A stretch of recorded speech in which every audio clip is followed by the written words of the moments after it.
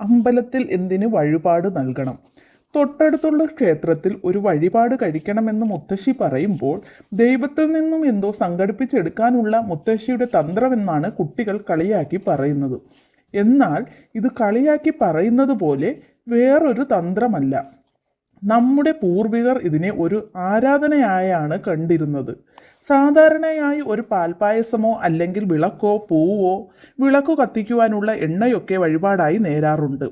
ഒരു വഴിപാട് നേർന്ന് നിരന്തരം പ്രാർത്ഥിച്ച് മനസ്സ് ഈശ്വരനിൽ തന്നെ കേന്ദ്രീകരിപ്പിക്കുന്നത് കാരണം ഭക്തന്റെ ഉള്ളിൽ സ്ഥിതി ചെയ്യുന്ന ശക്തി ചൈതന്യം ഉണരുകയും ഉദ്ദേശിച്ച കാര്യം ദൈവാനുഗ്രഹത്തോടെ നടത്താൻ ഭക്തൻ ശക്തനാവുകയും ചെയ്യുന്നുവെന്ന് നമ്മുടെ പൂർവികർ നേരത്തെ മനസ്സിലാക്കിയിരുന്നു.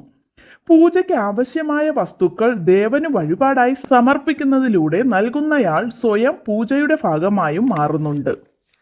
ഈ വിഷയത്തിൻ്റെ സാധുതയെപ്പറ്റി പാശ്ചാത്യ നാടുകളിൽ നടന്നുവരുന്ന ഗവേഷണങ്ങൾ ഇനിയും അവസാനിച്ചിട്ടില്ല. എങ്കിലും നിരന്തരമായ ദൃഢസങ്കല്പത്തിലൂടെ എന്തും സാധിക്കുവാനുള്ള അനന്തമായ ശക്തി മനുഷ്യനുണ്ടെന്ന യാഥാർത്ഥ്യം ശാസ്ത്രലോകം അംഗീകരിച്ചു കഴിഞ്ഞു. വഴിപാടിലൂടെ ഭക്തനു ലഭ്യമാകുന്നതും ഇതുതന്നെ.